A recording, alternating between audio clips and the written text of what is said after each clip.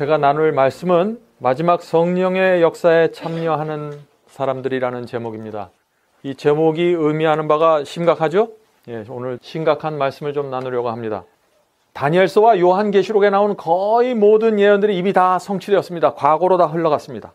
그래서 예언을 공부하는 사람들은 예언이 역사 속에서 이루어지는 모습을 보면서 정말 마음에 확신을 갖고 이제 남아있는 예언을 바라보게 됩니다. 자, 우리 앞에 남아있는 예언이 무엇일까요? 여러 가지 복잡하고 자세하게 말할 수 있지만은 크게 나누어서 두 가지입니다. 두 가지 정도가 남아있는 것이에요. 요한계시록 13장부터 19장까지를 보면은 이제 남아있는 것은 짐승의 환난과 예수 그리스도의 재림입니다. 그래서 사람들이 오늘날 기독교에서 666에 대해서 많이 말하고 짐승의 표에 대해서 많이 말하죠. 왜냐하면 그것이 바로 우리 앞에 남아있는 예언입니다. 나머지 98%, 99% 이상의 예언들은 이미 과거에 다 성취되었습니다. 이제 남아있는 그 두 가지 예언을 놓고 우리가 지금 이 시대를 살아가고 있다는 것이죠. 그래서 이제는 우리가 우리 앞에 있는 그런 예언들을 보면서 우리가 무엇을 준비하면서 살아야 될까 하는 그 말씀을 좀 오늘 나누려고 합니다. 자, 사람들이 이 복음이 과연 땅끝까지 전파될 것인가 하는 이런 질문을 마음속에 품고 있습니다. 자, 그런데 이 문제를 어떻게 해결하냐면요, 요한계시록 18장에는 이렇게 말씀하고 있어요. 요한계시록 18장 1절입니다. 2일 후에 다른 전사가 하늘에서 내려오는 것을 보니 큰 권세를 가졌는데 그의 영광으로 땅이 환하여지더라. 어떤 장면입니까? 이 장면이요. 땅이 환하여진다고 그랬습니다. 무슨 얘기냐? 환해진다는 것은 빛이 밝아진다는 얘기죠. 마지막에 지구 역사의 마지막에 온 땅이 빛으로 덮일 시간이 오고 있다는 것이에요. 그래서 그 빛이 가지고 있는 영광으로 환하게 된다 그랬습니다. 자, 그래서 이 땅이 그의 영광으로 환하게 되는, 이 지구 전체가 환하게 되는 이 경험은 뭐냐면 복음이 땅끝까지 전파되는 바로 그 경험을 얘기하는 건데, 그 사건을 얘기하는 건데, 지금 이 얘기는 교회와 교파들이 온 세상에 퍼진다는 얘기가 아니죠. 땅이 환해진다 그랬어요. 빛으로. 교회가 많아도 빛이 없을 수가 있는 것입니다. 교회가 많아도 복음이 빠져 있을 수가 있는 것이에요. 여기서는 빛을 얘기하는 것입니다. 그래서 온 땅이 환해지는 경험, 이것이 우리가 지금 기다리고 있는 경험입니다. 예수께서 오시기 전에 반드시 이 일이 있을 것입니다. 그런데 복음이 어떻게, 빛이 어떻게 이 지구 전체를, 땅 전체를 환하게 할 수 있을까? 오늘날 사람들이 이 질문에 대해서 생각하는 것이에요. 마음속에 의문이 있는 것입니다. 오늘날 기독교의 모습을 보세요. 어떻게 이런 기독교의 모습, 힘없는 모습으로 어떻게 복음을 땅끝까지 전파할 수 있을까요? 그건 불가능한 거예요. 우리 느낌으로 봤을 때는. 그래서 미국에서 오래전에 컴퓨터로 이걸 계산을 해봤습니다. 무슨 계산인가? 지금 이런 식으로 복음이 전파되면 언제 이 땅 전체, 지구 전체에 복음이 전파될 것인가 하는 것을 계산해 봤어요. 어떻게 계산했냐면요, 다 입력을 했습니다. 사람들이 태어나는 숫자, 그리스도인이 생기는 숫자, 이슬람이 퍼져나가는 속도, 기독교회가 퍼져나가는 속도, 여러 가지 그 인자들이 있죠? 그것을 다 넣어봤어요. 그랬더니 컴퓨터가 뭐라고 대답했을까요? 불가능입니다. 복음은 땅끝까지 결코 전파될 수 없는 거예요. 숫자상으로 봤을 때. 불신자들이 늘어나는 속도가 그리스도인이 되는 속도보다 훨씬 더 빠릅니다. 훨씬 더 많은 숫자들이 태어나고 있어요. 그것을 무슨 재주로 감당할까요, 우리가? 그러면 성경은 여기에 대해서 어떤 대답을 갖고 있는가? 하나님께서는 이 문제를 어떻게 해결하시는가? 오늘 제가 그것을 말씀드리는 것이죠. 그래서 요한계시록 18장에 그의 영광으로 땅이 환하여지는 이 장면이 나오는 것입니다. 성경에서 영광은 뭐예요? 성경에서 영광은 성품입니다. 품성이에요. 빛은 반드시 우리의 품성으로 증명되고 입증되고 나가는 것이에요. 그래서 진리는 진리대로, 품성은 품성대로 이렇게 분리되어 있는 것이 아니라는 것이에요. 그런데 이 품성은 뭐예요? 품성은 순종하는 품성이에요. 성품이 좋은 사람은 저 절에도 많죠?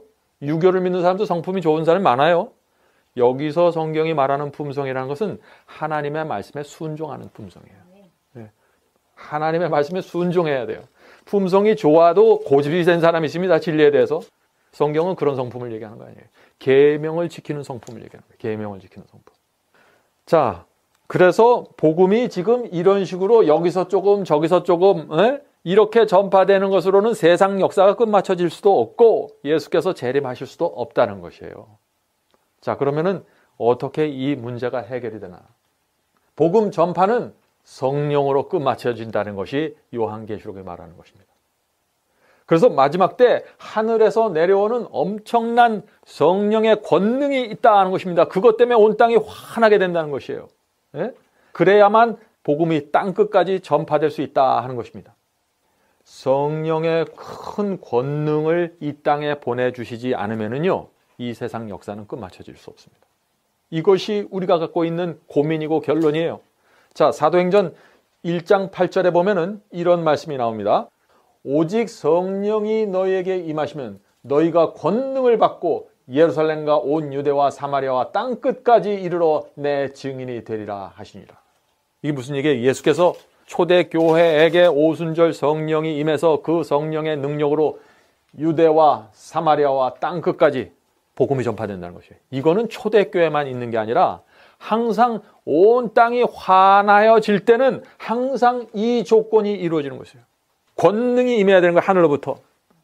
그냥 내가 개인적으로 기도받고 내가 마음속으로 은혜 받는다, 그 정도가 아니에요. 이 권능은 능력입니다.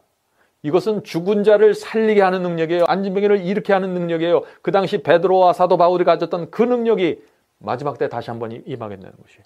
그래서 온 땅이 환하여지는, 예수께서 오시기 전에 그 경험이 우리 앞에 놓여 있다는 것입니다. 자, 그런데 여기서 보면은요, 권능이 하늘로부터 이제 권능이 임하는데 이 오순절 성령을 받고 이 사람들이 이런 엄청난 권능을 받았기 때문에 예루살렘과 온 유대와 사마리아와 땅끝까지 복음이 전파될 수 있었던 것이에요. 그 무식한 제자들이 방언을 통해서 온 세계로 복음을 전파했습니다. 엄청난 기적이 임했어요. 하루 한 번 설교하면 3,000명이 회개했습니다. 그런 역사가 우리 앞에 있다는 것이에요. 그런 성령이 누가 받을 수 있을까요? 그게 오늘 제 말씀의 주제입니다. 누가 그 성령을 받을 것인가? 우리 앞에 남아있는 이 예언이 이루어지는데 이제 누가 그것을 받을 것인가? 그 문제예요. 여러분들 왜 마지막 시대에 남은 무리가 되길 원하십니까? 이거예요. 성령의 권능을 받고 지구의 역사를 마치기 위해서. 이거 외에 다른 거 없어요. 이 역사 속에서 여러분의 구원이 이루어지는 거예요. 내 구원을 위해서 애쓰고 노력하는 게 아니에요. 하나님께서 마지막 시대에 이루고자 하는 이 성령의 마지막 큰 역사에 내가 참여할 것인가, 부르심을 받을 것인가, 택하심을 받을 것인가, 거기에 의해서 저와 여러분의 운명이 결정되는 것입니다. 자, 그런데요, 이 성령의 권능을 받아야 된다고 하는데 여기에 조건들이 있습니다. 뭐냐면은 성령의 권능을 받잖아요. 성령을 받으면은 그게 어디서부터 시작해요? 예루살렘부터 시작한다는 거예요. 그 다음에 유대예요. 그 다음에 사마리아, 그 다음에 땅끝입니다. 뭐예요? 호수에 돌을 하나 딱 던지면 어떻게 돼요? 파장이, 물결 파장이 이러면서 나가죠? 그게 성령을 받은 사람들의 특징입니다. 내가 성령을 받잖아요? 어디서부터 파장이 일어나요? 내 가슴 속에서부터 시작돼요. 그 다음에 내 가정에서 일어나고, 그 다음에 내가 다니는 교회에서, 내 사회에서, 그 다음에 국가로, 그 다음에 물 건너, 산 건너, 바다 건너, 해외로 나가는 것입니다. 이 순서, 이 성령을 받은 사람들이 나가는 이 순서에 대해서 여러분들 주목할 필요가 있어요. 제가 무슨 말씀을 드리냐 하면은 그리스도인은요, 가정에서 성령을 받아야 됩니다. 가정에서 성령 충만한 모습으로 살아야 돼요. 그 다음에 성령께서 하나님의 능력이 그 다음 단계로 인도하고 하나님께서 나를 통한 영향력이 퍼져나가는 것이에요.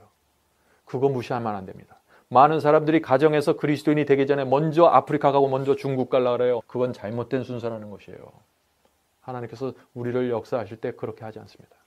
우리가 가정에서 핍박을 받고 내가 원하는 조건이 안 되더라도 그 속에서 내가 내 자아가 죽고 정말 주 앞에서 굴복하는 그런 경험들이 있어야 되는 것이에요. 베드로가 설교를 할 때 하루에 3,000명이 회개를 했다 그랬어요. 만약 베드로가 집안에서의 삶이 다르고 교회에서 삶이 다르고 저 세상에서 삶이 다르다면 사람들이 그렇게 회개했을까요? 그래야 사람들이 우리의 삶과 우리의 모습을 보면서 감동을 받지 않겠습니까? 굉장히 중요한 얘기입니다. 이 순서가 뒤바뀌어 버리면요, 사람들이 혼돈하는 거예요. 도대체 저게 어떤 게 저 사람의 진짜 모습인가? 네? 자, 그래서 사도행전 2장 41절에 그의 말을 듣는 사람들은 침례를 받음에 그 날에 제자의 수가 3,000이나 더하더라. 이게 베드로의 경험이에요. 그런데 이게 장차 가까운 장래에 저와 여러분이 이렇게 되는 거예요. 말씀을 전할 때 3,000명이 제자로 들어와요. 침례를 받고 회개하고. 이 준비가 되어 있냐 하는 거예요. 이것은 무슨 성경절을 많이 알고 무슨 예언 해석을 분명히 이해해야만 되는 것은 아닙니다. 그게 필요하죠, 물론. 열정을 갖고 성경을 깊이 연구하게 될 것입니다. 그러나 이 경험 속으로 들어가려면은 이거에 걸맞는 경험이 있어야 돼요, 경험이. 요한계시록 18장에서 우리가 읽었던 아까 그 온 땅이 환하게 되는 그 장면은 이제 마지막에 우리 앞에 놓여 있는 장면이라는 것에 대한 믿음이 필요해요, 먼저. 반드시 그것이 온다. 옛날 다니엘서 신상이 그 역사의 순서에 의해서 무너지고 새로운 나라가 세워졌던 것처럼 다니엘서 7장의 네 짐승이 순서에 의해서 바벨론, 메데페르시아, 그리스, 로마의 이 순서도 그대로 무너진 그 예언이 정확하게 성취되었던 것처럼 마지막 시대에 온 땅이 환해지는 성령의 큰 역사가 반드시 온다는 것을 믿어야 돼요. 그래야 준비하게 되고 기다리게 되는 거 아닙니까? 정말 우리가 초대교회에 있었던 그 오순절 성령의 역사를 믿는다면은 우리는 마지막 때 한 번 더 있게 될 그 제2의 오순절 성령의 역사를 바라보고 기다려야 됩니다. 하나님께서 성령을 퍼부어줄 사람들이, 그런 사람들이 준비돼야 돼요. 이건 굉장히 중요한 말씀이죠. 이제 그 말씀을 조금 더 자세하게 좀 살펴보도록 하겠습니다. 그래서 그리스도의 초림부터 재림 때까지 2번의 성령의 강림이 있다는 거예요. 우리가 오늘도 지금 성령의 은혜 속에 살죠. 성령을 받습니다. 이것을 얘기하는 게 아니라 기독교 역사 전체에서 하나님께서 이 세상 전체의 복음을 전파하는 전체의 그림을 놓고서 지금 얘기 드리는 것입니다. 아시겠죠? 여기 혼돈이 없으시죠? 자, 그러면은 복음 전파가 언제 시작되었습니까? 12제자로부터 시작돼서 초대교회에서 시작됐습니다. 그때 오순절날 성령이 크게 임했습니다. 그게 이른비 성령이에요. 네? 자, 그 말씀이 야고보서 5장 7절에 나옵니다. 먼저 이 말씀을 읽어보죠. 야고보서 5장 7절입니다. 그러므로 형제들아 주의 강림하시기까지 길이 참으라. 자, 야고보는 예수께서 재림하실 때까지 참으라고 지금 말하고 있어요. 근데 왜 참으냐? 무엇을 기다리고 해서 참느냐? 보라, 농부가 땅에서 나는 귀한 열매를 바라고 길이 참아 이른 비와 늦은 비를 기다리나니. 지금 예수 그리스도께서 재림하시는 그 모습을 얘기하면서 지금 야고보가 뭘 얘기해요? 이른 비와 늦은 비를 얘기하고 있어요. 열매를 바라기 위해서. 예? 자, 이것이 무슨 뜻인가? 자, 이 말씀에 두 종류의 비가 나옵니다. 이른 비가 나오고 늦은 비가 나와요. 이것은 제 얘기가 아니라 사도 야고보의 얘기예요. 성경에 있는 얘기입니다. 오늘날 제가 이것을 왜 강조하냐면 오늘날 기독교에서 이른 비, 늦은 비 하면 그건 무슨 딴 나라 얘기인 줄 알아요. 아니에요. 이건 성경 얘기예요. 자, 유대인들은 이른 비가 내릴 때 씨를 뿌렸습니다. 이른 비가 내릴 때. 씨를 뿌릴 때 이른 비가 내려와야 이 씨가 싹이 트고 자라게 되어 있어요. 그래서 반드시 이른 비가 나옵니다. 그 시즌에 맞춰야 돼요. 그 다음에 늦은 비가 내릴 때 열매가 거치고 추수가 들어가는 것입니다. 그래서 이 두 비가 반드시 필요한 거다. 예? 자, 그래서 이른 비는 씨를 뿌릴 때 내리는 비이기 때문에 이 이른 비는 씨가 발아해서 싹을 틔우는 비예요. 그래서 이 이른 비를 받고 싹이 튼 식물은 어떻게 돼요? 긴 여름, 뜨거운 여름을 지나면서 성장하게 됩니다. 그런데 또 한 번의 비가 내려야 돼요. 추수할 때가 가까이 오면은. 그게 늦은 비예요. 그 비가 있어야만 이 열매가 완전히 연글면서 추수를 위한 준비가 맞춰지는 거예요. 그래서 이 유대인의 농사에 두 비가 반드시 필요했던 것처럼 사도 야고보는 지금 2번의 성령이 반드시 필요하다. 2번의 큰 성령의 역사가. 그걸 얘기하고 있는 거예요. 예? 비는 성경에서 뭘 얘기하죠? 성령을 얘기하지 않습니까? 비는 성령이에요. 반드시 필요한 거예요. 반드시 내려야 된다는 것이에요. 농사가 성공적으로 이루어지려면, 추수가 성공적으로 이루어지려면 그 얘기를 하고 있는 거예요. 비가 하늘에서 내려오는 것처럼 성령도 하늘에서 내려옵니다. 그건 우리가 만들 수 있는 게 아니에요. 성령이 하늘에서 내려오는데, 그래서 이른 비 성령이라고 부르고 늦은 비 성령이라고 부르는 것이에요. 그래서 이른 비 성령이 내려와서 초대교회가 씨를 뿌렸던 것입니다. 온 세상에 씨를 뿌려놓은 거예요. 그것이 길고 긴 중세기를 통해서 광야 시대를 통해서 마지막 시대가 되면서 다시 한번 이 마지막 교회 시대에 늦은 비가 내려서 열매가 맺히고 추수를 하면서 세상 역사가 끝난다는 것입니다. 자, 그러면 우리가 기다리는 비는 어떤 비예요, 지금 그러면은? 늦은 비라는 거예요, 늦은 비. 늦은 비가 뭐냐? 이른 비, 오순절 성령의 역사가 다시 한번 이루어진다는 거예요, 마지막 때. 요것을 이해해야만 내가 지금 오늘 어떻게 살아야 된다가 딱 나오는 거예요. 그냥 내가 열심히 믿고 열심히 나가기만 되지, 그게 아니에요. 내가 지금 어디에 있어야 되고, 내가 지금 무엇을 믿어야 되고, 내가 무엇을 강조해야 되고, 정확한 답이 여기 있는 거예요. 예? 자, 그래서 우리는 늦은 비를 기다려야 된다 하는 거 이제 분명해졌죠? 근데 많은 분들이 혼돈하는 문제가 있어요. 이른 비와 늦은 비는요, 이렇게 큰 교회 역사에서 내리는 두 번의 성령의 강림을 말하지만 동시에 저와 여러분의 개인 신앙에도 그대로 적용이 됩니다. 우리가 처음 예수를 믿고 영접할 때 반드시 이른 비 성령의 경험을 해야 되는 것이에요. 그래야 내 마음속에 싹이 트고 생명이 나고 자라게 되는 것입니다. 그 다음에 맨날 거기서만 머무는 게 아니라 열매 맺는 데까지 나가야 되죠. 늦은 비 성령이 그게. 늦은 비 성령의 경험 속으로 들어가는 것이에요. 그래서 이 두 비가 항상 우리 속에 같이 있어야 돼요. 그래서 이 두 비의 경험을 개인적으로 경험하는 사람이 열매를 맺는 데까지 나가고 그 다음에 남들을 추수하는 자격까지 나가는 것이에요. 그게 늦은 비거든요. 마지막 추수의 경험이잖아요. 그 마찬가지로 우리가 늦은 비의 경험을 개인적으로 한다. 그것은 능력을 가지고 살아있는 능력을 가지고 이웃들에게 증인이 되고 살아있는 증인으로서 선교를 하고 전도를 하게 된다는 것입니다. 이 두 비가 반드시 필요한 것입니다. 이 두 비를 개인적으로 경험하고 맡고 있는 사람들이 하나님께서 마지막 시대 이 지구에 제2의 오순절 늦은 비 성령을 부어주실 때 이 역사에 참여하게 된다는 것이에요. 굉장히 중요한 경험입니다. 자, 그러면은 이 늦은 비가 언제 어떻게 내리게 될까요? 이 예언을 정확하게 이해한다고 할지라도요, 개인적으로 이른 비와 늦은 비의 경험을 없으면 아무 소용없어요. 그거 예언적으로 정확하게 알면 뭐래요? 그 경험 속으로 들어가지 못하는데 내가. 반드시 이거는 경험입니다. 그런데 우리가 하나 또 알아야 될 거는 이 늦은 비의 경험은요, 늦은 비 성령은 이른 비의 성령보다 훨씬 더 큰 능력을 가지고 임하게 됩니다. 그 사도행전에 나오는 이른 비 성령, 오순절 성령의 역사를 보면 굉장하죠, 거기? 그거보다 더 큰 역사가 이루어진다는 거예요, 이 늦은 비 때는. 왜 그럴까요? 네? 이 2000년 전 초대교회 때는요, 지금보다 사람들이 단순했습니다. 지금보다 더 단순한 마음을 갖고 단순한 삶을 살았던 사람들이에요. 지금은 지구 역사에서 가장 악한 시대예요. 노아의 시대입니다. 예수께서 말씀하셨죠? 인자의 때는 노아의 때가 같고 인자의 때는 소돔과 고모라의 때라고 했어요. 마지막 시대 그런 때예요. 그러므로 초대교회에 있었던 그 성령보다 훨씬 더 큰 성령의 강림이 있게 되는 것입니다. 그리고 초대교회 때는 그분들이 전파했던 그 주요 장소가 뭐예요? 소아시아와 유럽이에요. 그냥 인도까지예요. 지금은 지구 전체예요. 아프리카와 북미와 남미와 지구 전체입니다. 훨씬 더 큰 능력이 임할 거예요. 그래서 그것을 준비하는 것이에요. 어떤 사람이 받게 될까요? 그러니 능력을. 이렇게 생각하면은요, 늦은 비 성령이 아무에게나 임하지 않는다는 건 분명하죠. 네. 자, 그러면 어떤 사람이 늦은 비 성령을 받게 될까요? 이게 마지막 시대 가장 중요한 질문이에요. 네? 이게. 하나님께서 마지막 시대 마지막 여자의 남은 자손을 부르시는 이유가 바로 여기 있는 것입니다. 늦은 비 성령을 받을 수 있는 사람을 준비시키는 거예요. 그들을 부르셔서 그들에게 성령을 주셔서 이 세상 역사를 마치고 예수께서 재림하신다. 그게 하나님의 플랜이에요. 자, 그러면 어떤 사람이 늦은 비 성령을 받을까요? 여기 수많은 사람들이 이 그림에 있죠? 누가 받을까요? 네?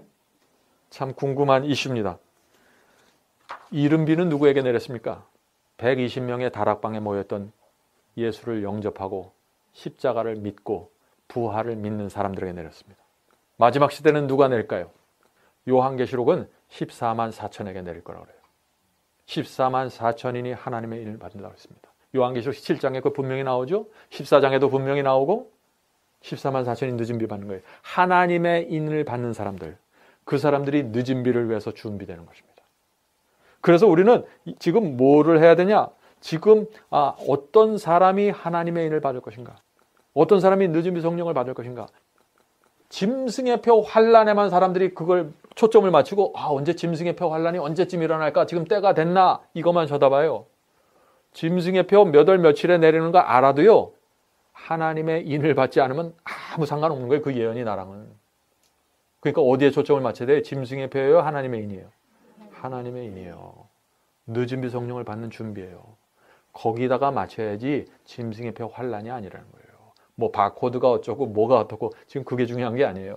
그거는 하나님의 인을 받고 늦음이 성령을 받을 그릇이 준비되면 짐승의 표 환란은 통과하는 거예요. 그건 내 능력으로 통과하는 게 아니에요. 성령의 능력을 받은 사람이 통과하는 거거든요. 그거는. 네? 그래서 우리가 초점을 어디다 맞춰야 될 것은 굉장히 중요한 것입니다. 성도 여러분, 지금 하나님께서는 준비가 끝났습니다. 기다리고 계시는 거예요. 문제는 뭐예요? 문제는 우리예요, 우리. 우리가 준비되고 14만 4천의 숫자가 채워지고 이마에 인침을 받는 사람들의 준비되면은 바로 마지막 시대의 예언이 출발되는 것입니다. 사방 바람이 놓여지고 짐승의 표 환란이 일어나고 핍박이 일어나고 온 세계가 핍박과 순교로 핏빛으로 어리게 될 것입니다. 그 속에서 복음이 전파되면서 땅끝까지 환한 성령의 권능으로 빛이 들어가는 것이죠. 그 다음에 예수께서 재림하시는 것입니다. 우리가 지금 어떻게 살아야 될까요? 무엇을 하며 무슨 생각과 무슨 계획을 하며 살아야 될까요? 굉장히 중요한 얘기입니다. 자, 그런데 성령을 받지 못하는 이유가 있어요. 성령을 받지 못하는 이유. 많은 사람들이 성령을 구합니다. 성령을 받으려고 노력해요. 지금 오늘날 기독교에 가장 관심 있는 이슈는 성령을 받는 것입니다. 근데 구해도 받질 못해요. 받는다고 해도 이상한 성령을 받죠? 근데 왜 받지 못하게 될까요? 왜 받지 못하게 될까요? 성령을 받는 것은 성령은 기름이에요. 기름을 받으려면 그릇이 준비돼야 되거든요. 그릇이 지금 문제가 있어요. 그릇이 뭔가요? 그릇이 준비되는데 이 그릇이 뭐예요? 우리의 마음 그릇을 얘기하는 겁니다. 마음 그릇. 우리 마음의 그릇이 준비되어야 되는데 이 그릇이 다 깨끗하게 비어 있어야 성령이 거기 쏟아져 부어 들어오는데 우리 그릇 속에 지금 딴 것들이 들어가 있어요. 딴 것들이. 세속이 들어가 있고 더러운 것들이 들어가 있고 세상을 사랑하는 마음, 남보다 높고자 하는 마음, 더럽고 추한 것들로 채워져 있어요. 그래서 성령의 결핍을 느끼지 못합니다. 이 그릇이 비어 있어야 뭔가 채워져야 되는 갈급함이 생기는데 지금 그릇 속에 딴 것들이 잔뜩 들어가 있으니까 무슨 필요를 못 느끼는 거예요, 사람들이.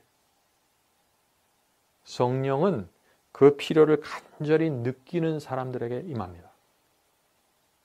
우리 마음이 세상의 근심과 염려로 채워져 있어요. 그래서 성령이 들어갈 자리가 없어요. 성령께서 우리에게 오시면은 내가 세상에 대한 염려와 걱정과 근심 때문에 아무것도 생각을 못하는 거예요.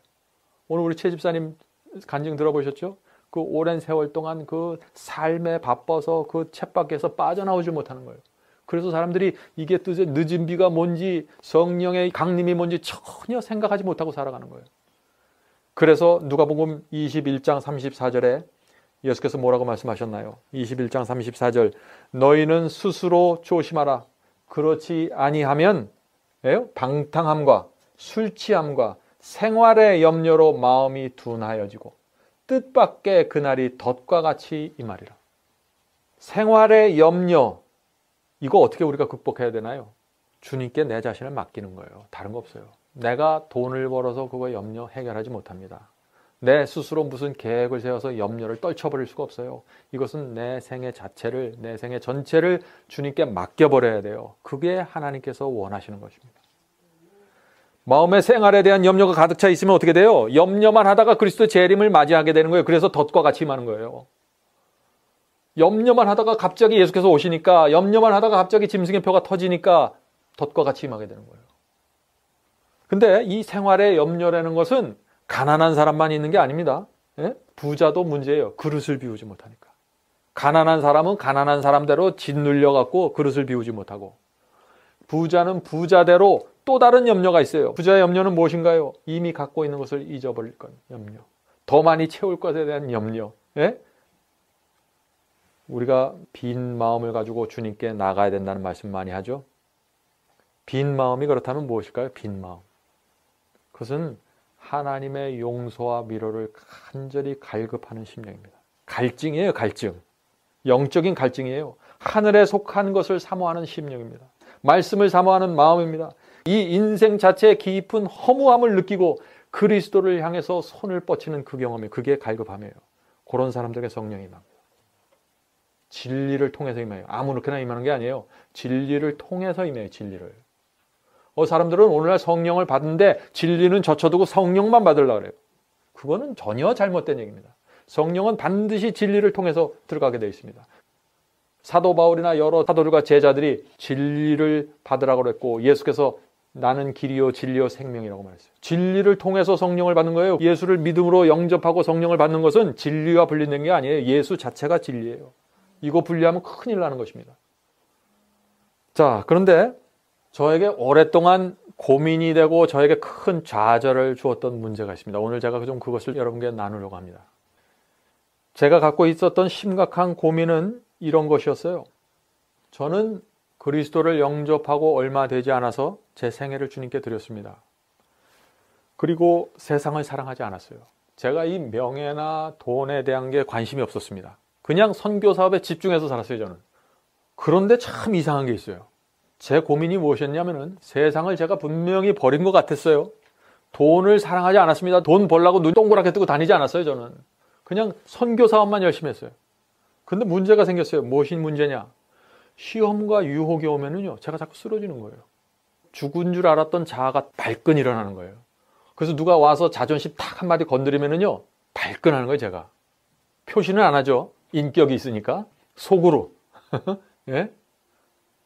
또, 누가 나를 은근히 무시하면 어떻게 돼요? 나도 은근히 화가 나는 거예요, 속으로. 또 어떤 사람이 와갖고 앞뒤 사정도 모르고 나한테 막 퍼부어대면 어떻게 돼요? 짜증이 나는 거예요. 도대체 이게 왜 이런 경험들이 있을까? 나는 세상을 사랑하지 않고 하나님의 말씀대로 살려고 하는데 도대체 내 성품 속에서 왜 이런 것들이 나올까? 네? 제가 예수를 영접하고 나름대로 진지한 생활을 살았습니다. 그런데 제 마음속에 무엇이 없어요? 성령의 은혜가 없었어요. 성령의 은혜가. 오늘날 그런 사람들이 정말 많이 있습니다. 진리를 사랑합니다.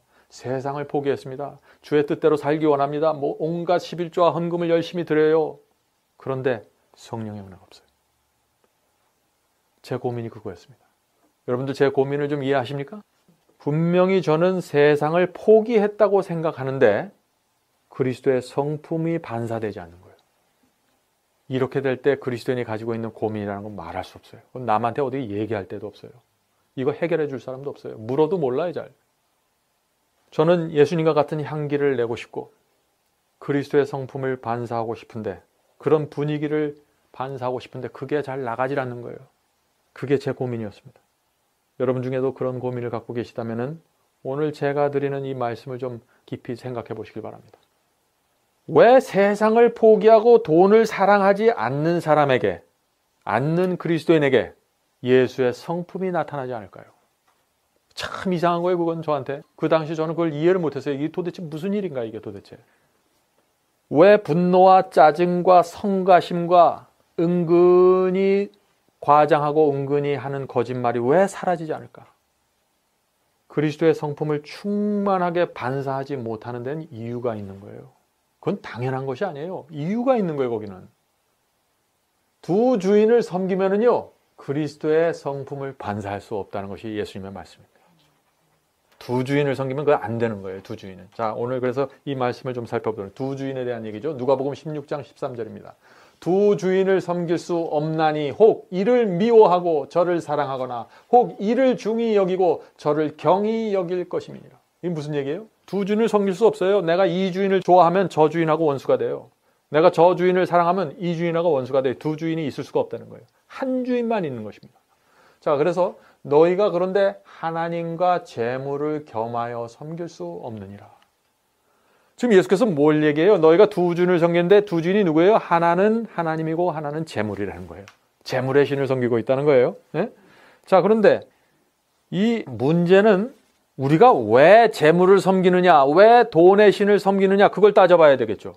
왜 우리가 돈을 섬겨요? 왜 우리가 돈을 좋아해요? 그걸 가지고 있으면 내가 좋잖아요. 그걸 가지고 있으면 내가 대접받잖아요. 그러니까 돈 자체를 섬기는 게 아니라 나를 섬긴다는 거예요, 나를.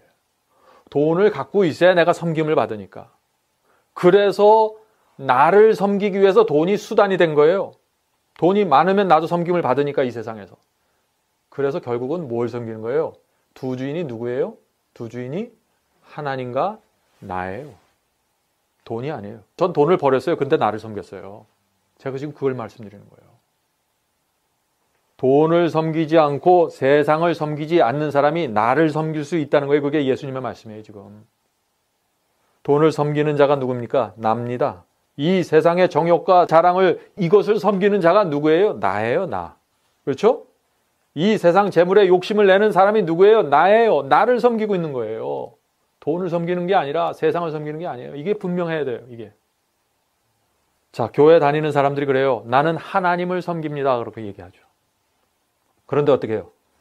조금만 문제가 생기면은 하나님 버리고 나를 섬겨요. 그게 문제예요. 예? 보통 때는 하나님을 섬기는 것처럼 보여요. 하나님의 영광이 그 생활 속에 있는 것처럼 보여요. 그런데 위혹이 오고 위기가 오면 어때요? 바로 나를 섬깁니다. 그 상황에 들어. 그래서 돈을 버리고 세상을 포기한 사람도 나를 섬기고 살아갈 수 있다는 것입니다. 그래서 어떻게 돼요? 조금만 불편하면은 속상해하고, 조금만 저 사람이 나를 괴롭히면은 그 사람과 싸우기 시작하는 거예요. 그게 많은 그리스도인이 갖고 문제이다. 하나님의 영광보다 뭐를 더 중요시 여깁니까? 내 감정과 내 기분을 중요시 여겨요. 그게 나를 섬기는 거예요. 내가 지금 이 상황에서 무슨 말을 하고 어떤 태도를 보여야 할까? 그래야 내가 하나님께 영광을 돌릴까? 그걸 생각하지 않는 거예요. 내가 지금 이 상황에서 어떻게 말을 해야 내가 좀 더 멋있는 사람이 될까? 내 자존심이 살을 수 있을까? 내가 더 멋지게 포장될 수 있을까? 여기에 지금 맞춰져 있는 거예요. 그게 바로 두 주인이에요. 두 주인 얘기가 바로 그겁니다. 자, 그런데 왜 우리가 나를 섬길까요? 이제 논리적으로 들어가는 거예요. 우리가 두 주인을 섬기고 있습니다. 나를 섬기고 있어요. 그러면 왜 나를 섬긴가, 우리가? 나를 섬기는 이유. 이 그림을 보세요. 예수께서 이 사람의 발을 씻겨주시죠. 이게 예수 그리스도의 성품입니다. 예수께서 그 무식한 12 제자들 앞에 무릎을 꿇고 그들의 더러운 발을 닦아주셨습니다. 그게 예수님의 성품이고 생애였어요. 우리도 그렇게 살아야 되는 거예요. 그런데 우린 그렇게 안 돼요. 왜 그래요? 왜 그래요? 내가 영광 받고 싶기 때문에. 선교를 해도 내가 영광 받은 거예요. 예? 돈을 벌어도 내가 영광 받기 위해서 벌고, 공부를 해도 내가 영광 받기 위해서, 직장을 다녀도 거기서 내가 영광 받아야 돼요. 그래서 이게 안 되는 거예요. 두 주인의 문제가 해결이 안 되는 거예요. 평안할 때는 하나님께 기도하고 예수님을 찬양합니다. 그런데 시험과 유혹이 오면은 바로 내가 튀어나옵니다. 내가 높아지고 상대방의 입을 막아버리기 위해서 짜증을 내고 화를 내버리죠. 나를 섬기는 거예요. 그게 바로. 하나님께서 그런 사람에게 늦은 비 성령을 퍼부어 주실 수 있을까요? 죽은 자를 살려도, 하나님의 능력을 받아서 죽은 자를 살려도 교만해지지 않는 사람. 38년 된 안진뱅이를 말 한마디로 일으켜도 다른 사람 앞에 무릎을 꿇을 수 있는 사람. 그런 겸손한 사람. 그런 사람에게 엄청난 하늘의 능력이 임하는 거예요. 우리가 어떻게 살아야 될까요? 우리가 교회 생활에서 어떻게 서로를 대해야 될까요? 가정에서. 중요한 얘기입니다. 세상을 버리고 돈을 포기했습니까? 자아를 버려야 되죠. 내 자신을 섬기면 안 돼요. 이 문제가 해결되지 않으면요, 여러분이 할 수 있는 모든 순종을 다하고 여러분이 할 수 있는 모든 헌신을 다해도 이 문제는 해결 안 됩니다. 굉장히 중요한 문제예요. 자, 조금만 잘 나가면 교만해지고 조금만 높아지면 주변 사람들을 은근히 무시하는데 어떻게 그런 사람에게 세상 역사를 끝마치는 성령이 임할까요? 그건 안 되는 거예요. 그거는 하나님께서 성령을 주고 싶어도 줄 수가 없는 거예요. 불안한 거예요. 신뢰할 수 없는 거예요. 철부지 어린아이에게 어떻게 100만 불의 유산을 줄 수 있어요? 우리도 안 하잖아요. 그런 짓을. 하나님께서 우리 그리스도인에게 성령을 주실 때도 하나님께서 믿고 신뢰할 수 있는 사람에게 주는 거다. 오늘날 성령을 받았다는 사람들 보세요. 성령을 받았다고 하면서 조금만 문제가 생기면 막 전혀 다른 사람으로 변하죠. 성령이 아니라는 얘기예요. 성령의 역사는 그렇게 이루어질 수가 없는 거예요. 자, 그러면 이제 제가 여기까지 얘기하면은 또 하나의 질문이 있습니다. 무슨 질문이냐? 그러면 어떻게 그렇게 사람이 화도 안 내고 짜증도 안 낼 수 있습니까? 어떻게 사람이 그렇게 완벽할 수 있습니까? 하는 질문이죠. 그런 질문 생각 안 해보셨어요? 오해하시면 안 됩니다. 제가 지금 말하는 이 화나 짜증이나 이런 것들은요, 나도 모르게 순간적으로 튀어나오는 부적절한 반응을 얘기하는 게 아니에요. 뭘 얘기하는 거야? 나도 모르는 사이에 튀어나오는 어떤 감정의 실수를 얘기하는 게 아니에요. 나를 섬기는 죄를 얘기하는 거예요. 나를 섬기는. 왜 화를 냈느냐 이거예요. 나를 섬기기 위해서 화를 냈다는 거예요. 화를 낼 때 나를 섬기는 것과 상관없이 나오는 그런 감정적인 실수들이 있습니다. 그렇죠? 어떤 때 피곤하면 그래요. 어떤 때 피곤할 때 그런 실수를 할 수 있습니다. 전 그런 걸 얘기하는 게 아니라 지금 제가 여기서 말하는 거는 상대방을 제압하기 위해서 어떤 때 화를 냅니다. 그렇죠? 그 나를 높이기 위해서 다른 감정적인 표현을 하는 거예요. 어떤 때 부부 사이도 그렇잖아요. 어떤 때 집사람의 입을 막아버리기 위해서 짜증을 내는 경우가 있어요. 네? 그런 게 안 되는 거예요. 그런 게. 나를 세우기 위해서. 나를 세우기 위해서 감정을 표출하는 거예요. 자꾸. 그런 거 하지 말라는 얘기입니다. 두 주인이에요. 그게 바로. 자, 자기가 섬김받지 않으면은, 자기가 높임받지 못하면은 견디지 못하는 성품 있죠. 교회 생활하면서 사회생활하면서 그런 사람들 많이 있어요. 내가 그 자리에 올라가야 돼요. 그렇지 않으면 마음에 안 드는 거예요. 모든 게 마음에 안 드는 거예요. 자기를 섬기는 것입니다. 예수께서 그래서 뭐라고 얘기하셨어요? 그들의 열매로 그들을 알지나. 열매로 그들을 판단하시겠다. 열매로. 네? 자기를 섬기는 열매를 갖고 있느냐, 다른 사람을 섬기는 열매를 갖고 있느냐, 이걸 보시겠다는 거예요. 그래서 예수께서 말씀하신 이 열매는 성품을 얘기하는 것입니다. 근데 성품인데 무슨 성품이냐면은 나를 섬기지 않는 성품을 얘기하는 거예요. 그냥 아름다운 성품이 아니에요. 보통 때 아름다울 수 있어요. 그런데 위기와 시험이 왔을 때, 시험과 유혹이 왔을 때 나를 섬기지 않는 성품을 얘기하는 거예요. 그런 열매가 있어야 하나님께서 그 영혼에게 성령을 주시고 마지막 성령의 역사에 참여시키겠다는 거예요. 중요한 얘기 아닙니까? 예. 자, 그러면은 이제 또 다시 문제가 하나 있습니다. 그러면은 어떻게 해야 나를 섬기지 않는 성품, 그런 신앙으로 우리가 나갈 수 있을까? 그거 굉장히 중요한 얘기죠. 세상을 포기하고 돈을 사랑하지 않는데 왜 자꾸 내가 나를 섬길까? 이 중요한 질문입니다. 자아가 죽지 않았기 때문에. 자아가. 내가 죽지 않았어요. 내가 그리스도와 함께 못 박히질 못했어요. 그래서 지금 십자가 아래 내려와서 자기 맛대로 돌아다니는 거예요. 이 상황에서는 이렇게 표현하고 저 상황에서는 저렇게 반응하고. 갈라디아 2장 20절에 무슨 말씀이 있습니까? 사도 바울이 내가 그리스도와 함께 십자가에 못 박혔나니 그런즉 이제는 내가 산 것이 아니요 오직 내 안에 그리스도께서 사신 것이라. 내 안에 그리스도께서 살아서 움직이시려면, 내 안에 그리스도께서 살아서 밖으로 나오려면 뭐예요? 내가 십자가에 못 박혀야 된다는 거예요. 이거 없이 다른 거 못해요. 이거 피해갈 수 없는 경험이에요, 이게. 제가 어떻게 성경에 없는 높은 표준을 여러분에게 제시하는 게 아니에요. 반드시 이 경험이 있어야 그리스도의 성품이 나올 수 있다는 거예요. 예수를 영접하고 교리 몇 가지 이해한다고 해서 이렇게 되는 게 아니에요, 이게. 자기를 십자가에 못 박는 지점까지 가야 됩니다. 그래야만 나를 섬기지 않고 하나님만 섬기게 되는 것이에요. 내 삶 속에서. 자, 그러면 자아를 십자가에 못 박는 경험이 무엇인가? 예? 저는 이 그림을 참 좋아합니다. 예수님께 온 몸을 던져서 붙들고 매달려 있죠. 무릎 꿇고 예수께 나가서 완전히 자기 자신을 예수님께 던지는 우리의 신앙이, 우리의 모습이 이래야 된다. 그래야 두 주인을 섬기지 않을 수 있다는 거예요. 저런 모습 속에서는요, 예수님과 이런 관계 속으로 들어가면 자아도 없습니다. 자존심도 내세우지 않게 돼요. 다른 사람이 나를 무시할 때 거기서 자존심이 발끈해갖고 내가 한번 싸워봐야지, 이렇게 안 돼요, 그게. 자, 그러면 어떻게 하면은 이런 경험 속으로 우리가 들어갈 수 있을까? 십자가에 자아가 못 박혀야 된다고 그랬죠? 근데 한 가지 여기서 좀 조심할 것이 있습니다. 십자가에 내 자아를 못 박는다 하는 이 경험을 제가 그랬어요. 내 힘으로 좀 해보려고 그랬어요. 내 힘으로. 예? 그래서 이것도 안 하고 저것도 안 하고, 예? 내 힘으로, 내 의지로, 아, 이게 십자가에 못 박히는 거구나. 안 되죠. 그게 어떻게 돼요? 그렇게 되면. 율법적인 신앙으로 돼요. 내가 이것도 안 하고 저것도 안 하고 열심히 투쟁하고 살아가면서 내가 완전히 금욕을 하고 절제를 하는데 어떻게 돼요? 자꾸 화가 나고 누가 나를 무시하면 한 대 가서 은근히 받아주고 싶고. 그건 안 되는 거예요. 방법은 한 가지밖에 없어요. 단순해요. 방법은 한 가지예요. 십자가에서 피 흘리신 그리스도를 바라보는 거예요. 이거 외에 무슨 방법이 있겠습니까? 예수 그리스도를 바라보는 거 외에 무슨 방법이 있겠어요? 거기서 내가 받아야 될 저주를 대신 받아주시고, 내가 가져야 될 정죄를 대신 당해주시고, 내가 받아야 될 형벌을 대신 받아주신 둘째 사망의 경험을 나를 위해서 해주신 그리스도를 바라볼 때 우리가 그리스도께 나가서 이렇게 매달릴 수밖에 없다는 거죠. 어떤 사람이 효자가 될 수 있나요? 우리 자녀들 다 여기 있죠? 어떤 아이들이 효자가 될 가능성이 가장 많습니까? 부모의 마음을 잘 듣는 애요? 그거보다 더 효자가 있어요. 부모의 속을 뒤집어 놓은 애요. 아주 불효도 그런 불효가 없어요.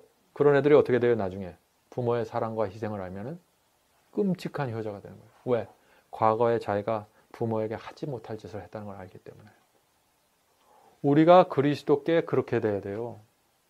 우리가 그리스도께 하지 못할 짓을 한두 번 했습니까? 솔직히 말해 봅시다. 네? 그런데 너무 뻔뻔한 거예요, 그리스도인들이. 한두 번 한 게 아닌데, 내가 얼마나 큰 불효를 했는데, 내가 얼마나 담대하게 주님을 부인했는데 내 삶 속에서. 그런데 주님 앞에 나가서 굴복하지 않는 거예요. 죄송한 마음이 없는 거예요. 그래서 내가 십자가에 못 박히질 못하는 겁니다. 내가 어느 정도는 의롭다고 생각하니까. 그래서 우리가 무엇을 했는지를 알고, 또 우리의 그런 것 때문에 예수께서 십자가에서 어떤 일을 당하셨는지를 알게 되면은 그때부터 드디어 어떻게 돼요? 우리 심령 속에 감사와 감격이 차올라오게 되는 것입니다. 은혜가 밀려오게 되는 것이에요. 그래서 십자가를 알면 할수록 어떻게 돼요? 우리 자아가 힘을 잃어버리게 되는 거예요.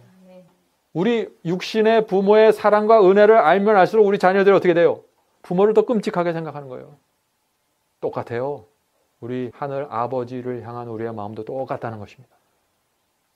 왜 십자가를 알면 알수록 우리 자아가 힘을 잃어버릴까요? 십자가의 사랑과 은혜가 나를 압도해버리기 때문에 그래요. 전에는 육체의 정욕과 이 세상의 자랑이 나를 압도했는데 십자가를 바라보고 그 사랑과 은혜 앞에 내가 굴복하게 되면은 그때부터는 사랑이 나를 압도해버려요. 하늘 아버지의 은혜와 하늘 아버지의 죽음이, 하늘 아버지의 피가 나를 압도해버려요. 그래서 자아가 힘을 못 쓰게 되는 거예요. 전에는 율법의 정죄가 나를 압도했습니다. 전에는 계명이 나를 압도했습니다. 그런데 이제는 어떻게 돼요? 하나님의 사랑과 은혜가 나를 압도하게 된다는 거예요. 그래서 전에는 죄 아래 살았는데 이제는 은혜 아래 살아가게 된다는 것입니다. 얼마나 실제적인 경험이에요? 이 하나님의 사랑을 정확하게 알면은, 하나님의 십자가를 정확하게 알면은 어떻게 돼요? 자기를 섬기려는 정신이 깨어져 나가게 돼버립니다. 더 이상 다른 사람들 앞에서 내 자존심을 내오고 싶지도 않아요. 중요한 게 아니에요. 유치한 거예요. 내가 가진 모든 것은 오물처럼, 어떻게 배설물처럼 버리게 되는 그게 사도 바울의 경험 아닙니까? 사도 바울이 그런 경험을 했기 때문에 그런 위대한 사도가 될 수 있고 오순절 성령을 받아서 감당할 수 있는 사람이 된 것이죠. 네? 그래야만 그리스도의 성품이 우리 속에서 자연스럽게 흘러나오게 된다는 것이죠. 그건 성령의 기름을 통해서 나오는 것입니다. 고린도후서 5장 14절, 이 말씀 짧은 말씀인데 여러분들 다 아시죠? 고린도후서 5장 14절, 그리스도의 사랑이 우리를 강권하시는도다. 여러분 마음속에 강권하심이 있습니까? 강권하심이. 그리스도의 사랑이 우리에게 무엇을 강권하나요? 무엇을? 네? 나를 섬길 수 없도록 강권해요. 그 사랑이 너무 크기 때문에 나를 섬길 수가 없는 거예요. 다른 사람이 나를 무시해도 감정과 충동에 끌려다니지 않도록 그 예수님의 사랑이 나를 강권해버려요. 나를 압도해버리는 거예요. 그것이 믿음으로 말미암는 의입니다. 그것이 믿음으로 살아가는 그리스도인의 모습이에요. 사랑이 나를 압도해버리는 거예요. 이것이 우리가 날마다 부부 사이에서, 가족 사이에서, 교회 안에서 경험해야 될 문제라 이거예요. 우리는 여기 조그만 예배 모임입니다. 우리 속에서 자존심 때문에 다툼이 있으면 안 되는 거예요. 우리 속에서 나를 높이는 정신 때문에 교인들 사이에 문제가 생기잖아요. 그거 왜 생기는 줄 아세요? 내가 십자가에 못 박히지 않아서 그래요. 사랑이 나를 강권하지 않기 때문에 그래요. 하나님의 사랑 안에서, 십자가의 사랑 안에서 어떻게 내 주장을 해요? 거기서 그 앞에서 어떻게 내 뜻을 펼쳐요? 내 감정을 표출해요? 그건 안 되는 거예요. 그거는. 성도 여러분, 우리가 정말 하나님의 사랑을 알면은요, 육체의 정욕을 쳐서 복종시키게 됩니다. 강권함을 받아 사는 거예요. 내 힘과 의지로 하는 게 아니에요. 하나님의 사랑이 나를 강권하기 때문에 물리쳐버리는 거예요. 그리스도께 죽도록 충성하고 싶은 거룩한 충성이 우리에게 올라오는 것입니다. 그걸 누가 말리겠어요, 그거를. 그래서 사도 바울이 배가 파손하고 매질을 당하고 죽기 전까지 끌려가도 사도 바울이 그 길을 걷는 거예요. 원망하지 않고. 사랑의 강군이에요, 사랑의 강군. 그래서 그리스도를 바라보는 자는 어떻게 해요? 세속을 싫어하게 되는 것입니다. 이 세상의 부귀 영화가 안개처럼 사라져버릴 것을 알게 되는 거예요. 예? 예수께서 오실 때 모든 것이 불타서 없어질 것을 알게 되는 거예요. 나그네의 정신, 우리 지난 시간에 배웠죠? 이 세상을 나그네처럼 살아가는 것입니다. 나그네는 이 동네 땅값에도 관심이 없어요. 예? 누가 부자고 누가 가난하고 누가 성공했고 관심 없어요. 나그네는 자기가 갈 목적지만 바라보고 가는 거예요. 길을 잃어보지 않기 위해서. 나그네는 그래서 나를 높이지 않습니다. 나를 섬길 필요도 없어요. 나그네가 이 세상에 잠깐 지나갔는데 나를 섬겨서 뭘 하겠어요, 그거. 예? 나를 보호하는 정신도 없어요. 나를 잔뜩 보호해서 뭐예요? 여기서 얻을 게 뭐가 있어요? 스쳐 지나가는 건데 지금. 자, 제가 다시 한번 말씀드리죠. 나를 섬기지 않는 이 신앙이 뭐냐면은 나를 섬기고 싶은데, 속으로는 나를 섬기고 싶은데 억지로 참는 게 아니에요. 예? 그런 경험 속에 있다면 그건 율법적인 신앙으로 갈 수밖에 없는 거예요. 나를 섬기고 싶지 않은 거예요. 나를 섬겨봤자 뻔해요. 그 결과가 뻔해요. 사람들 관계가 깨지고 하나님의 영광이 드러나지 않고 나는 깊은 좌절과 고민 속으로 들어갈 수밖에 없는 거예요. 나를 섬기고 살면. 유치하다는 걸 알게 되는 거예요. 자, 그러면은 나를 섬기지 않으려면은 어떤 경험이 또 하나 중요한가? 이 요한복음 17장 3절, 제가 가장 좋아하는 말씀 중에 하나입니다. 요한복음 17장 3절입니다. 영생은 곧 유일하신 참 하나님과 그의 보내신 자 예수 그리스도를 아는 것이니라. 영생이 뭐예요? 그리스도를 아는 것이에요. 우리 자녀들이 우리 부모가 정말 어떤 사랑과 희생을 치렀다는 것을 알면 거기서 끝나는 거예요. 자녀 교육은. 부모하고 자녀 사이의 모든 관계는 거기서 다 끝나버리는 거예요. 네? 근데 자녀들이 훈련도 잘 돼 있어요. 부모가 시키는 말도 잘 들어요. 그런데 그 마음속에 부모에 대한 사랑과 희생이 없으면 존경이 없어요. 그 다음 저는 뭐가 되냐? 부모의 재산만 바라보고 가는 거예요. 나에게 뭘 줄까?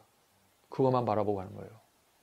그리스도가 정말 어떤 분인지 알고 그리스도가 정말 나에게 무엇을 해주었는지 알면은요, 영생에도 관심이 없고 하늘에도 관심이 없고 내 관심은 그리스도께 막 그렇게 되는 거예요.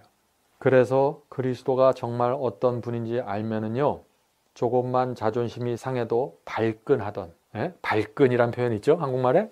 발끈하던 그 자아가 힘을 잃어버리는 거예요. 그리스도를 알면. 전에는 감당할 수 없는 시험으로 느껴졌어요. 내가 짜증을 나고 화를 내는 게 사람들한테 불필요하게. 근데 이제는 그게 별다른 힘이 없어요. 왜? 내가 그리스도를 알기 때문에. 그분이 어떤 분인지 알고 내게 무엇을 줬는지 알기 때문에. 그렇게 되는 거죠. 자, 지금 여기 이 그림의 빨간 보자기에 뭐가 이렇게 덮여져 있죠? 왜 덮어놨을까요? 감추고 싶기 때문에 덮어놨어요, 이 주인이. 우리는요, 우리 속에 있는 것을 덮어놓을 수 있어요. 우리 속에 있는 것을 뭐를 덮어놓습니다. 숨겨놓습니다. 왜요? 남들이 볼까봐. 남들이 알면 창피하니까. 그런 게 있어요, 우리 속에. 예?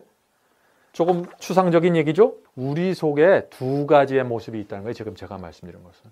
한 가지 모습은 내가 남들에게 보여주고 싶은 모습이에요. 또 다른 모습은 내가 남들에게 보여주고 싶지 않아요, 이 모습은. 모든 사람이 그런 게 있어요.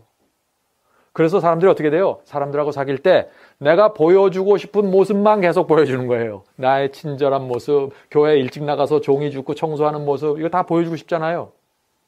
근데 내가 보여주고 싶지 않은 모습이 있어요, 내 속에. 그 부분이 주님께 나가 치료받고 회복돼야 되는 것이에요. 그게 성화입니다. 여러분 속에 다 그게 있을 거예요. 내가 이거는 정말 하나님께도 보여주고 싶지 않다. 내가 이거는 우리 남편에게도 보여주고 싶지 않고 아내에게도 보여주고 싶지 않고 우리 자녀들에게도 보고 싶지 않고 이거는 나만 알고 있는 거야. 난 저렇게 딱 빨간 보자기로 뒤집어 씌워놓고 아무도 못 보게 할 거야. 그리고 그것을 나 혼자 인조이하는 거예요. 애착심을 갖고. 그게 뭡니까? 그게 바로 여러분이 주님께 나가서 회개해야 될 그거예요. 우리의 회개는 굉장히 구체적이어야 됩니다. 단단히 꽁꽁 숨겨놨는데 사람들이 와서 탁 제껴놓고 그걸 들여다보면 어떻게 돼요? 우리가 어떻게 반응해요? 짜증내는 거예요, 그때. 내가 감추고 싶은 면이 드러났어요. 화를 내는 거예요, 그래서. 예? 신경질을 내는 거예요. 그런데 다른 사람에게 보이고 싶은 그 모습과 다른 사람에게 숨기고 싶은 이 두 모습을 내가 갖고 있는데 어떤 게 진짜 나일까요? 어떤 게 진짜 나예요? 숨기고 싶은 게 진짜 나예요. 보이고 싶어진 거는 겉모습이에요. 지금 양복 깨끗하게 입고 넥타이 색깔 맞추고, 예? 교회 와서 경건하게 앉아있고 남들에게 보여주고 싶은 모습은 내 모습이 아니라는 거예요. 사실은 설교하고 있는 이 모습이 제 모습이 아니라는 거예요. 선교하는 모습이 내 모습이 아니라는 거예요. 아닐 수 있다는 거예요. 이 모습이 사실은 하나가 돼야 돼요. 그래서 주 앞에 나가서 감추고 싶은 것도 없고 뒤로 숨겨놓는 것도 없고 있는 그대로 주 앞에 나가는 거예요. 그게 하나가 된 내 모습이거든요. 그래야 성령을 받게 되는 거예요. 그런 사람에게. 자, 우리가 가장 싫어하는 나의 모습이 무엇입니까? 가장 싫어하는 모습이, 나의 모습이 뭐예요? 내 생각이에요. 내 계획이에요. 내 동기예요. 그것이 순결하게 돼야 됩니다. 더럽고 추해서 내가 보기에도 더럽고 추해요. 그래서 남들에게 보여주고 싶지 않은 것. 그런 동기, 그런 생각들.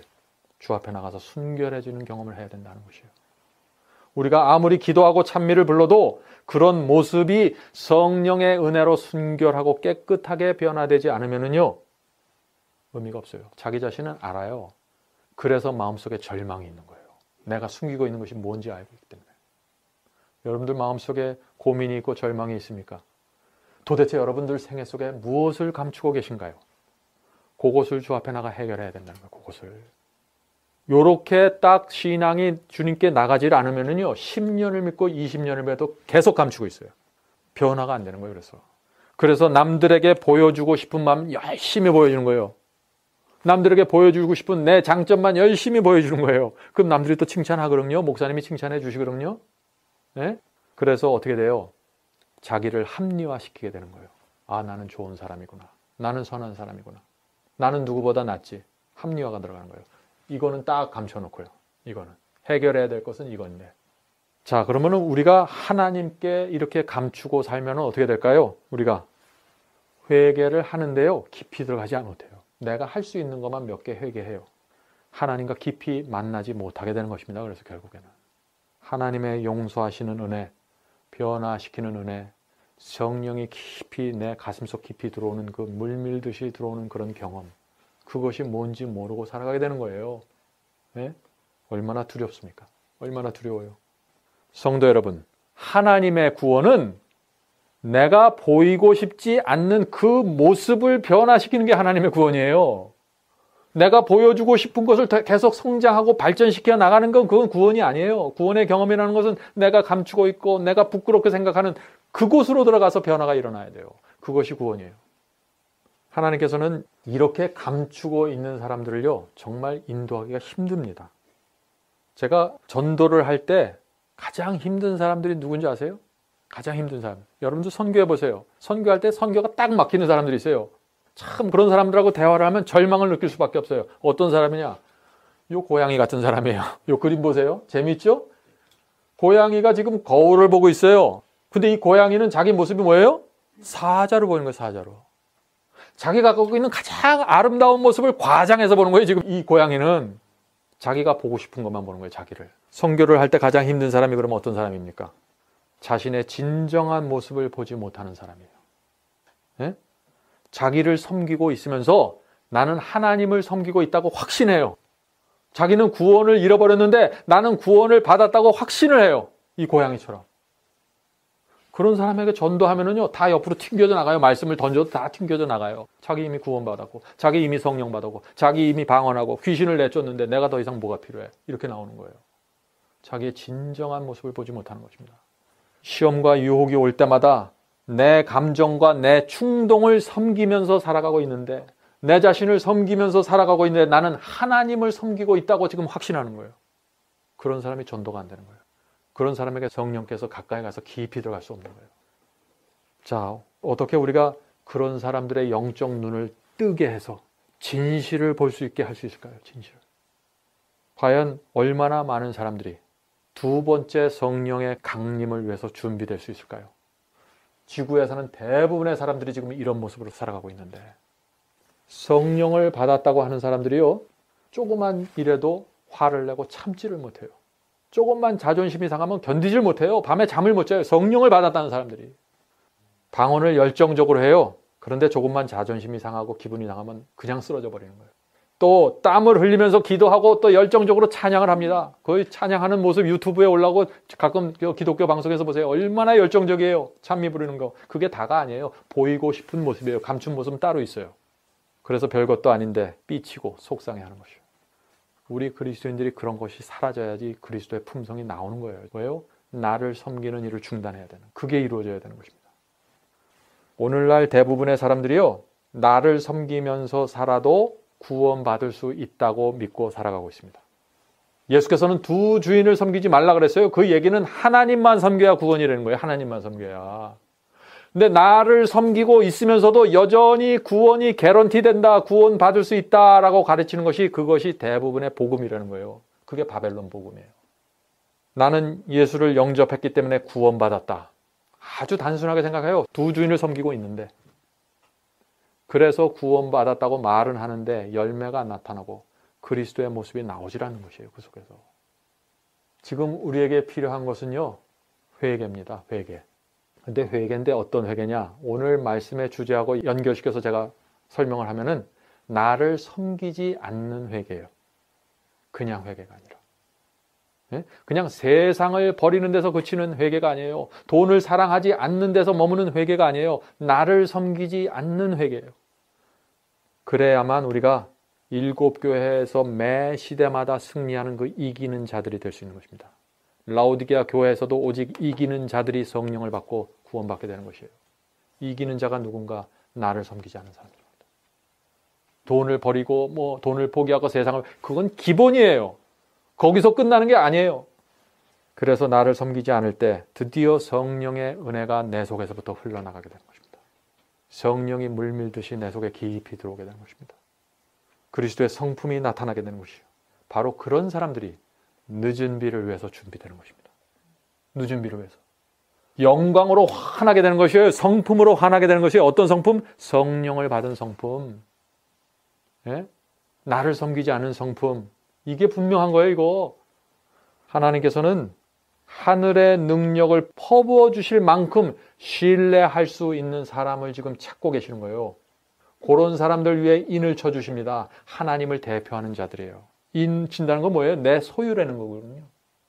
나를 대표하는 대표자들이에요. 그런 사람들에게 하나님께서 누구에게 인을 쳐주실까요? 답은 확실한 거예요. 거기 어떻게 나를 대표하지 않는 사람에게 도장을 찍고 다니겠어요? 그건 안 되는 거예요. 그거는. 그런 사람들이 이 세상 역사를 마치고 그리스도의 재림을 맞이하게 되는 것입니다. 그런 사람들이 짐승의 표 환란을 통과하게 되는 거예요. 계명을 지키면서 말이죠. 네? 사랑하는 성도 여러분, 진리 횃불 예배 모임은 그냥 모여서 예배 드리는 모임이 아니에요. 저희 모임의 목적은 늦은 비를 위해서 준비하는 것이에요. 여기에 다른 오해가 있으면 안 돼요. 다른 의견을 가지고 있으면 사실 이 모임은 여러분을 위한 모임이 아닙니다. 이 모임은 늦은 비를 위해서 준비하는 모임이 되어야 됩니다. 그것이 이 시대에 하나님께서 기대하시는 모임이에요. 하나님께서 기대하시는 예배가 되는 것입니다. 우리는 그저 단순히 교리나 성경 해석을 연구하고 검토하고 분석하는 그런 모임이 아니에요. 온 땅을 환하게 할 제2의 오순절이 지금 다가오고 있습니다. 여러분들은 지금 그것을 위해서 준비되어 있나요? 그 마지막 성령의 역사에 참여할 것인가 하지 못할 것인가로 여러분과 저의 운명이 결정되는 것입니다. 이 시대는 지금 그런 시대예요. 네? 성령의 마지막 그 역사에 부르심을 받고 택하심을 받는 저와 여러분이 되기를 제가 간절히 바랍니다. 자, 이제 기도하고 마치도록 하겠습니다. 제가 기도한 다음에 각자 기도하고 마치겠습니다. 하늘에 계신 아버지, 하나님의 때를 분별할 수 있는 영적인 안목을 주시옵소서. 이 세상에 살지만 이 세상에 압도되지 않도록 저희를 붙잡아 주시옵소서. 저희가 세상에서 하늘을 바라보면서 살 수 있도록 도와주시고 더 이상 두 주인을 섬기지 않도록 도와주시옵소서.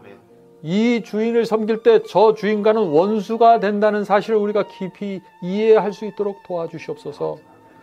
저희가 단순한 심령으로 비어있는 마음의 그릇을 가지고 주 앞에 매일 나갈 수 있도록 도와주시옵소서.